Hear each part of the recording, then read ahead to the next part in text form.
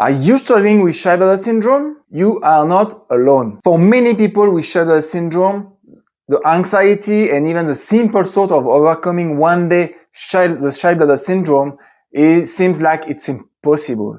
I know that because I lived with paruresis for 17 years, and in this video I will give you 6 techniques that you can try to help you overcome your shy bladder syndrome. So without any more talk, let's dive into it. First one is hypnosis. It's probably the most known of the list, and so here the therapist will try to put the client in a relaxed and focused state and try to dig into the subconscious of the person and try to identify the pattern or situation that creates the anxiety around the public bathroom, for example. And with the use of different techniques such as visualization or positive affirmation, the therapist will try to reprogram somehow the autonomous system of the person, meaning how the person reacts to the situation, and so when the person faces the situation in real life, the stress response will not trigger. The second technique is called EMDR. EMDR stands for eye movement desensitization and reprocessing, and it's a technique that uses the eye movements. So the principle is that the phobia, such as shy bladder syndrome, is stuck somewhere in the brain, and the therapist, through a series of eye movement and other protocols, will try to desensitize the person from this situation. The goal here is to work in a controlled environment to promote new positive belief, positive emotion, and to shift the perception we have of this dreadful situation that is public bathroom. And so over time, with shifting the perception of the situation, the person will integrate the new behavior that public bathroom are safe, and so we can pee freely.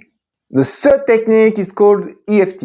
EFT stands for Emotional Freedom Technique, and the principle is that the phobia we are working on, in our case the paruresis, is caused by an energy block we have somewhere in our body, and this energy block is caused by negative emotions. And that's why the technique is called Emotional Freedom Technique. It's because the goal is to release those negative emotions through a series of tapping.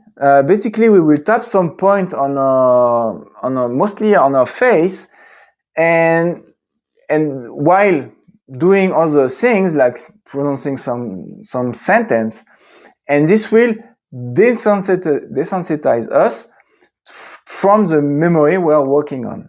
And so little by little, the idea is to get rid of negative emotion we might have accumulated over the course of our life, in relation or not to shy bladder syndrome, and to one day free yourself from the interpretation we have made in our brain that we cannot be in the public bathroom. Unlike EMDR or hypnosis, EFT can be done on your own in the comfort of your home with a bit of practice. It's a technique that is quite easy to learn, and if you're interested, you can find some more resources in the description of this video. The technique number 4 is called the Sedona method. The Sedona method, just like EFT before, focuses on the emotion we feel and is aimed at releasing those emotions. Unlike EFT, where we do some physical action, here the Sedona method encourages the person to, first of all, to feel the emotion. Where does the person feel it? And actually encourage the person to feel it even more, instead of avoiding the pain, to embrace it. And then through a series of questions, try to release this pain, and of what we can call also to let go. So it's a very subtle method that can be done actually anywhere, because it's just something that is happening inside of us. And once again, the goal here is to try to desensitize ourselves from the situation we fear by actually allowing to feel the fear and to let it go.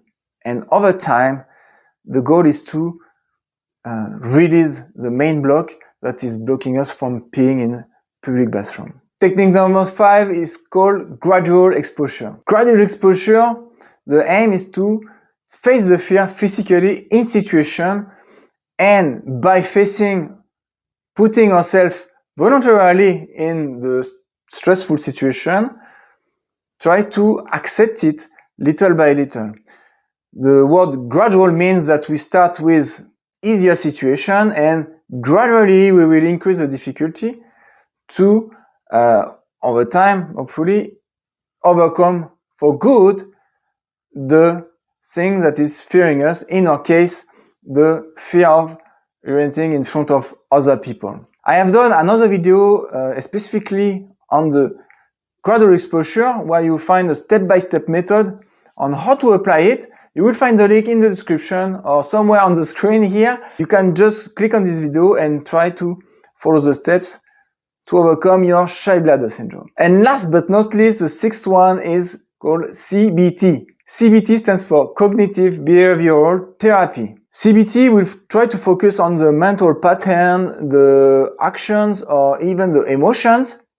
And the therapist here will guide you through the process and might use one or more tools that we have seen in this video, such as, for example, gradual exposure, or EFT for working on your emotion.